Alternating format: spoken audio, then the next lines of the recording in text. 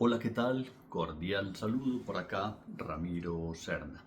Muchas personas me han estado preguntando que por qué no hago un videíto sobre las constelaciones familiares, sobre quién las creó, qué es lo que filosófica y psicológicamente la fundamenta, y para qué fueron creadas, cómo fueron creadas, y también incluso me han dicho sobre la forma en que nosotros, me refiero a mi esposa, mi amada Rayán y yo, que hacemos las constelaciones ocultas. ¿Qué son las constelaciones ocultas?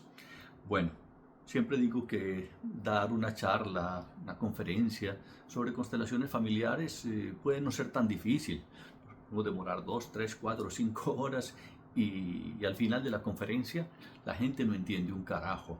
Pero cuando vive la experiencia, ahí sí que entienden menos de lo que habían entendido. Sin embargo, eh, lo importante es que precisamente cuando se viven las constelaciones se comprende de una manera distinta, más allá de lo que pueda ser la teoría. Sin embargo, me parece también importante, relevante, poder de una u otra manera dar esa argumentación, tanto desde los componentes existenciales, filosóficos, que fueron dándole no solamente la forma, sino incluso la credibilidad, que aunque muchas personas lo llaman de pseudociencia, pues nosotros vemos que dentro de una perspectiva que se habla en la ciencia, como por ejemplo lo que es la perspectiva en el sentido de lo epistemológico, o sea, lo que le da valor de credibilidad a la ciencia, está dado por lo que es esas investigaciones epistemológicas que hacen referencia a las pretensiones de validez de una experiencia, de una vivencia. Entonces, las constelaciones familiares las creó Bert Hellinger. ¿Cómo las creó Bert Hellinger? Él era un sacerdote, teólogo, psicólogo alemán, que lo enviaron a África a trabajar con una comunidad, con los Zulú.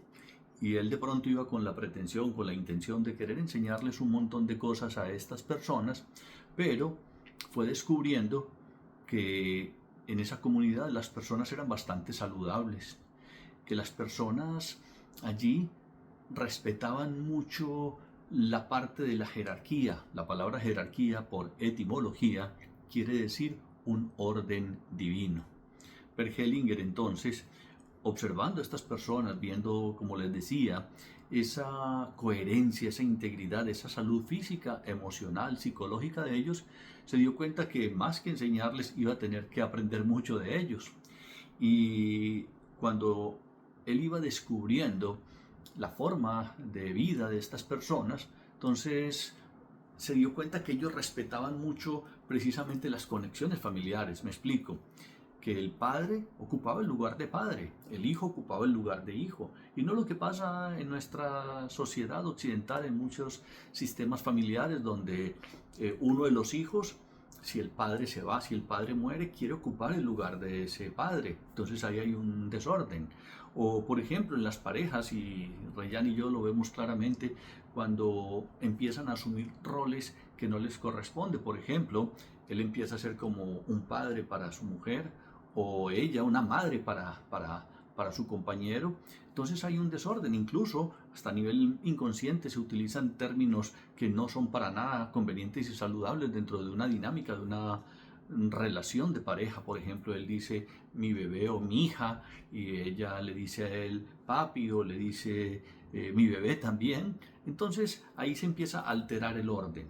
Bert Hellinger entonces quiso acuñar el término de constelación familiar, porque él ante esa observación pudo descubrir, dijo, bueno, así como en el universo, cada planeta, cada satélite, cada estrella ocupa un lugar específico en el universo, los seres humanos también es importante que ocupemos el lugar que nos corresponde. Si nosotros, por ejemplo, alteráramos el orden o la órbita de la Luna, de Júpiter, de Marte, habría un caos universal. Porque esa fuerza magnética, si nosotros alteráramos 5% la órbita de cualquiera de esos planetas, entonces habría ese caos universal, porque no se estaría ocupando el lugar que por naturaleza le corresponde. De igual manera, entonces, nosotros, si no ocupamos el lugar que nos corresponde dentro de los sistemas familiares, eso conlleva, sin lugar a dudas, a un desorden que en muchas ocasiones termina convirtiéndose en enfermedades, en indisposición emocional, en no poder mirar para la vida, sino que si, por ejemplo, yo como hijo me dedico a mirar a mis padres y quedarme que los tengo que cuidar, que los tengo que proteger, entonces detrás de mí estaría la vida y no la podría ver. De hecho, puedo demostrárselos o mostrarles cómo sería esa analogía con estos muñecos que muchas veces utilizamos de manera simbólica. ¿Qué quiere decir esto? Vamos a suponer que detrás de este muñeco está la vida. Pero si yo estoy demasiado pendiente de papá, mamá, quiero protegerlos, quiero ser superior a ellos, entonces no voy a estar mirando para la vida y avanzar. Bert Hellinger, entonces, dentro de su trabajo, él fue, digámoslo así, dando unos fundamentos teóricos y principalmente habló de unos órdenes del amor. Él simplemente decía, el amor no es suficiente. El amor es como el cauce de un río y, y fluye. O sea, el amor en su totalidad es el río y el cauce. Pero el cauce es el que le da el orden. Y digamos que el río es esencialmente ese amor, que si no tiene un cauce se desparrama. Entonces hay que darle un orden y por eso él hacía referencia a la importancia de reconocer el orden. Y entre esos órdenes del amor habló esencialmente de 3 órdenes. El primero, el de la pertenencia. Todos pertenecemos a algún sistema, a un sistema familiar, a un sistema social, a un sistema global, ¿sí? Y es importante reconocer qué lugar ocupamos en esos sistemas y subsistemas. De igual manera, el segundo orden es la jerarquía. Precisamente esa jerarquía se mira en 2 niveles. Uno es el nivel de lo que es la precedencia, quienes estuvieron antes. Y el otro nivel en el que se mira en la jerarquía es la prevalencia. Por ejemplo, si mi pareja y yo tenemos un hijo, pues lo que le antecedió fue la relación de pareja. Pero ese bebé de 1, 2, 3, 5 meses tiene prevalencia porque hay que estar más pendientes de él. Las necesidades de él son superiores a las necesidades de la relación. Sin embargo, es importante que a medida que los hijos van creciendo, entonces nosotros vayamos recuperando esa importancia del vínculo relacional. Hay una frase que a mí me encanta que dice que muchas veces nosotros por cuidar lo seguro, descuidamos lo inseguro. ¿Qué quiere decir eso? Muchas veces por cuidar demasiado a los hijos, descuidamos la relación de pareja. Y es importante que haya un equilibrio. Ahí viene el tercer orden, que es el equilibrio entre el dar y el recibir. Y dice, por ejemplo, que en las parejas el equilibrio debe ser precisamente como su nombre lo dice, pareja, estar a la par. Pero con los hijos estamos aquí nosotros por encima, los hijos están por debajo recibiendo cuidado, atención, amor. Y ellos pueden dar un amor, obviamente, pero no un amor de padres, sino un amor de hijos. Ese es el orden natural. Nunca vemos un río corriendo montaña arriba. Entonces, ahí es donde fundamentalmente se hablan de esos órdenes del amor de los que habló Bert Hellinger. Sin embargo, es importante destacar 2 cosas. Una, que Bert Hellinger, él bebió de las fuentes de la psicología de la Gestalt. La psicología de la Gestalt o la terapia de la Gestalt creada por Fritz Perls es una terapia humanista, existencial, de unos niveles donde se trabaja profundamente al ser humano. Fritz Perls, por ejemplo, él desarrolló lo que eran las técnicas expresivas, supresivas y de integración. Y eso es lo que vemos nosotros dentro de un escenario de un proceso de constelación familiar que ahorita les voy a explicar, donde nosotros invitamos a que las personas expresen lo que no se está expresando. Muchas veces suprimimos lo que se está expresando de más y luego hacemos un proceso de integración. Entonces Bert Hellinger bebió de esa fuente, de esa maravillosa fuente, pero no fue la única fuente de la que él bebió. Él bebió de otras fuentes como por ejemplo lo que es la fenomenología, que el mundo Husserl fue el fundador, el creador del método fenomenológico. Ese método hace referencia a que nosotros podemos observar un fenómeno tal cual como aparece, más allá de los prejuicios. ¿Qué quiere decir eso? La fenomenología tiene una perspectiva, digámoslo así, descriptiva. Cuando hacemos referencia a una perspectiva descriptiva es que demuestra, describe los fenómenos. Y con base en esa descripción, entonces nosotros le podemos preguntar a las personas qué es lo que están sintiendo, qué es lo que están pensando, qué les está moviendo a querer hacer determinada acción. Eso, por ejemplo, dentro de un proceso de una constelación familiar. Las constelaciones familiares, entonces, podemos decir que son una especie de trabajo de crecimiento personal, es un trabajo de sanación también, podemos decir que es un trabajo terapéutico y que tiene una implicación de una contundencia por la profundidad en la que se trabaja. Se trabaja con las fuerzas del inconsciente, como el inconsciente, y aquí viene otra de las fuentes de las cuales bebió Bert Hellinger. Nosotros manejamos varios tipos de inconscientes. Está, por ejemplo, según Carl Gustav Jung, hacía referencia a un inconsciente colectivo, que es el mero hecho de que los seres humanos, por ser seres humanos, cargamos o llevamos una memoria integral de toda la humanidad. Y por eso incluso culturas que nunca habían tenido un encuentro previo manejan una simbología similar. De hecho, incluso también decía Carl Gustav Jung que personas, por ejemplo, que nunca vivieron, por ejemplo, en áreas donde se ven las serpientes de cascabel y que nacieron, por ejemplo, en el Polo Norte, pueden soñar con serpientes cascabel. O incluso hay un fenómeno bien particular y es que incluso hay ciegos de nacimiento que sueñan en imágenes. Entonces, esa información de dónde viene, precisamente de lo que se conoce como el inconsciente colectivo. Es importante destacar en este momento que la inteligencia básica del ser humano es la imaginativa. Y cuando hacemos referencia a la imaginativa es a las imágenes. Por eso nosotros guardamos imágenes y por eso dentro de una constelación familiar nosotros observamos una imagen de un sistema. Se pone en escenario una imagen que va a evocar una memoria que está en la parte interna, profunda del inconsciente de cada uno de nosotros y esencialmente ¿dónde está? En el cuerpo. Por eso entonces se hace referencia, hay un libro espectacular que se llama El cuerpo lleva la cuenta. Entonces cuando hacemos referencia a que esa información, esa memoria está en lo más profundo de nuestro inconsciente, puede ser revelado. Y revelamos de cómo nos afectaron las historias, ojo, puede ser desde el momento en que yo estaba en el vientre materno o incluso lo que se ha descubierto hoy en día, la memoria transgeneracional. ¿Qué es esa memoria transgeneracional? Bueno, voy a contar una historia que está dentro de un libro que las personas que vieron la serie de Netflix Mi Otra Yo, allí hacen referencia a este libro. El libro se llama Este dolor no es mío. Y en este libro relatan una prueba científica donde tomaron varios ratoncitos de laboratorios, hembras y machos. Los meten en una jaula metálica y les sueltan aroma a flor del cerezo, aroma de flor del cerezo e inmediatamente una descarga eléctrica. Y lo hacen así a varias horas del día, indistintamente, unas veces a las 7 de la mañana, otras veces a las 3, 4 de la tarde, en fin. Los ratoncitos no tenían ni para dónde huir, ni con quién luchar.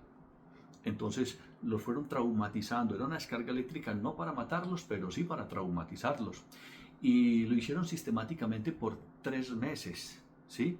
En que les iban soltando aroma a flor del cerezo y una descarga eléctrica. Los pobres ratoncitos desarrollaron algo que en psicología conocemos como la desesperanza aprendida. Ya ellos sentían el olor a aroma de flor del cerezo y ya se tensionaban porque sabía que venía la descarga eléctrica.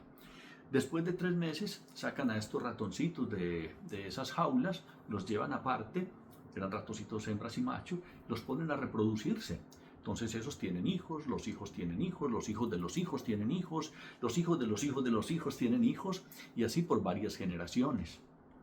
Entonces, después, a estos ratoncitos, ni a las originales, ni a los hijos, ni a los nietos, ni a los bisnietos, ni a los tataranietos, nunca más ni aroma a flor del cerezo, ni descarga eléctrica.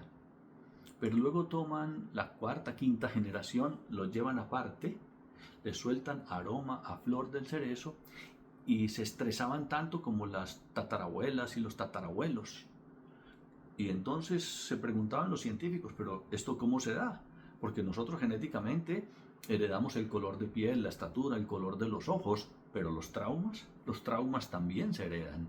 Esos son lo que se llaman traumas transgeneracionales, porque de una u otra manera es como si esas ratas, ratoncitos y ratoncitas originales a los que se les traumatizó hubieran llegado y hubieran transmitido paquetes de información a sus descendientes y ellos a sus descendientes, y a pesar de que estos nunca más habían vuelto a sentir ni el aroma a flor del cerezo ni las descargas eléctricas, seguían transmitiendo esa información como una medida de protección. Es como si les estuvieran advirtiendo: mire, cuando sientan olor a flor del cerezo, huyan o luchen.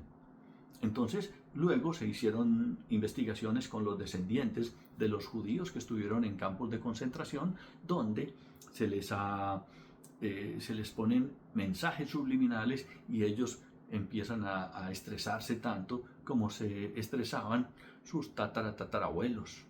Eso es lo que llamamos un inconsciente familiar, un inconsciente del clan, que de igual manera puede tener una correlación, por ejemplo, con el desarrollo de enfermedades, que muchas veces, sí, la ciencia dice que son genéticas, correcto, pero hoy en día la epigenética demuestra que según como nosotros manejemos nuestro estilo de vida y los procesos que hagamos con toda esa historia que de una u otra manera nos fue marcando, entonces podemos activar o no activar esa información. Entonces es bien importante ser consciente y consecuente de eso. Y lo otro es el inconsciente personal, del que hablaba no solamente Carl Gustav Jung, sino también y principalmente Sigmund Freud, que es precisamente la historia que nosotros cargamos desde que estábamos en el vientre materno. Eso hace parte de mi historia personal que está instaurada en el inconsciente. Pero muchas de esas cosas no las recordamos. Y entonces ahí es donde nosotros podemos ir descubriendo los elementos que sin lugar a dudas nos van afectando. Entonces, eso es la memoria afectiva que está marcada en el inconsciente. Ahora, ya sabemos entonces qué son las constelaciones familiares. Es un proceso, es una terapia de crecimiento personal desarrollada por Bert Hellinger. Nosotros, por ejemplo, mi amada Rayán y yo, no solamente articulamos los elementos de Bert Hellinger, sino también de Alejandro Jodorowsky, porque simultáneamente, mientras Bert Hellinger desarrollaba las constelaciones familiares, Alejandro Jodorowsky trabajó lo que era la metagenealogía o la genealogía, y entonces nosotros articulamos elementos de los dos y ha sido bastante efectivo y productivo con los procesos que nosotros acompañamos. ¿Para qué sirven las constelaciones familiares? Bueno, se ha descubierto que las constelaciones tienen un mundo de aplicaciones. Primero, se trabajaban como si fuera única y exclusivamente en el sistema familiar, pero posteriormente se vio la aplicabilidad en otras áreas, como la educativa, en otras áreas, como la parte incluso de la justicia, a nivel de las empresas. Entonces sirve para resolver conflictos, sirve para elaborar duelos que no he resuelto, para descubrir memorias que están instauradas en lo profundo de mi ser y que es importante poder evaluarlas, revisarlas, para poder trascender bloqueos que muchas veces se hacen por algo que en constelaciones familiares se llaman las lealtades invisibles. Es decir, es como si yo, en honor a familiares, repitiera historias que tal vez no las recuerdo, pero que sin lugar a dudas mi cuerpo las recuerda, y como en honor a ellos, entonces vuelvo y vivo esa historia. Y en ese orden de ideas, cuando podemos descubrir eso, cuando podemos ritualizar para entregar esas cargas que no nos pertenecen, entonces vamos recuperando el orden, que es lo que esencialmente se busca en las constelaciones familiares. Entonces sirven para elaborar duelos, para resolver conflictos entre padres e hijos, en parejas, a nivel de la relación que yo puedo tener con el dinero, la relación que yo puedo tener con mis compañeros de trabajo. Entonces hay muchas áreas de aplicabilidad en las constelaciones familiares. ¿quiénes se pueden formar como facilitadores de constelaciones familiares? Que hay un detalle muy importante. Hace 25 años, cuando yo empecé a hacer las constelaciones familiares o a aprender y a estudiar las constelaciones familiares de mano de una gran maestra, Judith Duque, había mucha censura. Las universidades, eso no, pilas con eso. La religión, ni hablar. Pero ya hoy en día incluso tenemos facilitadores en constelaciones familiares que son sacerdotes, que son monjas, que vemos que no riñe con ningún tipo de filosofía, ningún tipo de religión. ¿Por qué? Porque dentro de lo que se trabaja es esa memoria afectiva y somos consecuentes precisamente como los sistemas familiares, la cultura en la que yo me crié, la religión tiene un efecto en mí y en virtud de eso yo puedo trabajar con esos efectos de esa religión y esa cultura sobre mí. Por ejemplo, vengo de una cultura machista. Entonces, eso está instaurado no solamente en mi inconsciente personal, mi inconsciente familiar, sino en el inconsciente colectivo de una región geográfica donde yo nací. Y es importante de pronto aprender a evaluar eso y trascenderlo para tener una mejor relación conmigo mismo y con las personas de mi entorno. Entonces, volviendo a la pregunta, ¿quiénes pueden ser facilitadores de constelaciones familiares? Una vez le preguntaron a Bert Hellinger si él quería que las constelaciones familiares llegaran a las universidades. Y él dijo, no, yo no quiero que las constelaciones lleguen solamente a las universidades. Yo quiero que las constelaciones familiares le lleguen a todo el mundo, porque todo el mundo tiene derecho a crecer, a sanar, a elaborar sus duelos, a mejorar sus vínculos, a profundizar en la esencia del amor mismo. ¿Sí? Y alguna vez conversando con Joan Garriga, le hacía esa pregunta. ¿Cómo podemos incluso llevar las constelaciones familiares a las universidades? Y él decía algo que coincido con él, y es la importancia de que se presente bien presentada en las universidades. ¿A qué me refiero específicamente? A que de alguna manera podamos tener una muy buena argumentación filosófica, epistemológica, psicológica, que le dé realmente ese sustento, esa fuerza a lo que son las constelaciones familiares, pero no necesariamente es para los estudiantes en las universidades. Decía Bert Hellinger que cualquier persona podría aprender a hacer constelaciones. Lo que sí nosotros destacamos es que debe ser un aprendizaje riguroso, debe ser un aprendizaje bien estructurado, con una muy buena fundamentación teórica y con una muy buena fundamentación práctica. ¿Por qué? Porque ahí viene un elemento esencial. Yo fui, por ejemplo, profesor de ética profesional y es importante ser conscientes y consecuentes con la ética de las constelaciones familiares. Porque dentro de los cursos, por ejemplo, que nosotros trabajamos con el Instituto Inmensa Vida, hacemos referencia precisamente a lo que es esa ética y esa responsabilidad del facilitador en constelaciones familiares. Se le da una muy buena fundamentación teórica, se le da una muy buena fundamentación práctica, se le da una buena fundamentación científica, así haya muchas personas que consideren las constelaciones como pseudociencia. Y todo esto con la intención de formar personas que contribuyan desde el proceder terapéutico, desde el proceder en el acompañamiento, digámoslo así, de una manera sagrada, respetuosa, con la responsabilidad, que no es otra cosa que la habilidad para responder a las inquietudes que puedan tener estas personas que asisten a las constelaciones familiares. Entonces, nosotros consideramos que es bien importante el hecho de que puedas profundizar, que puedas dar un sustento y tener un buen respaldo en esas formaciones. Por eso se exigen unas horas mínimas de estudio para las constelaciones familiares. Se exigen, se recomiendan unas horas prácticas que, por ejemplo, en el Instituto Inmensa Vida nosotros lo trabajamos de una manera continua con todos los estudiantes. Y hay un detalle muy importante que no quiero dejar pasar por alto antes de terminar este video. Y es que el principal instrumento del facilitador en constelaciones familiares es su propio cuerpo, es su propia conciencia, es su capacidad de análisis y reflexión y un acompañamiento amoroso.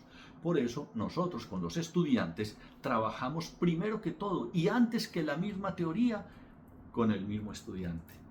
Es decir, vamos dando un poco de teoría y trabajamos mucho con los estudiantes para que se vayan sanando, para que vayan creciendo, para que vayan superando sus propias limitaciones, y obviamente que también se les va recomendando la teoría, no solamente con libros que se le puedan asignar para que lean, sino también con las exposiciones teóricas que nosotros vamos dando, y así entonces vamos logrando que efectivamente la persona se forme integralmente. ¿A qué me refiero integralmente? Que se forme racionalmente, que trabaje su inconsciente, que desarrolle una sabiduría, porque no es lo mismo tener conocimiento que tener sabiduría. Entonces se desarrolla esta sabiduría y la persona empieza a actuar dentro de unos espacios que con toda la claridad se le va dando al estudiante las bases de esos espacios, del manejo de un grupo, del manejo de la conducta grupal. Es bien interesante, bien importante y lo más saludable el hecho de que se está trabajando primero con el estudiante mismo para que crezca como persona. Me gustaría luego escuchar las preguntas que tengan. Las pueden escribir aquí abajo, que con el mayor de los gustos voy a estar entonces dándoles respuesta, y cualquier duda, cualquier inquietud, también voy a poner aquí mi número telefónico para que si estás interesado o interesada en conocer más de las constelaciones familiares, estás interesado, estás interesada en formarte con nosotros, no solamente de pronto para poder tener un campo más de acción dentro de tus áreas de trabajo, sino también por el mero hecho de su crecimiento personal y de sanación. De hecho, incluso muchas personas han entrado a nuestras formaciones con el ánimo simplemente de crecer como personas, de sanar muchas de sus historias, y posteriormente terminan haciendo constelaciones familiares. O también hay personas que entran directamente a querer convertirse en un terapeuta y no hay ningún inconveniente, y se dan cuenta que primero tienen que trabajar y sanarse a sí mismos. Es bien bonito porque ahí es donde podemos encontrar esa coherencia, que el terapeuta, que la terapeuta pueda entonces estar muy bien documentado teóricamente y muy bien ejercitado en la práctica. De hecho también otro detalle importantísimo dentro de estos procesos de formación es que comprendemos que todos, absolutamente todos, estamos en este camino de aprendizaje.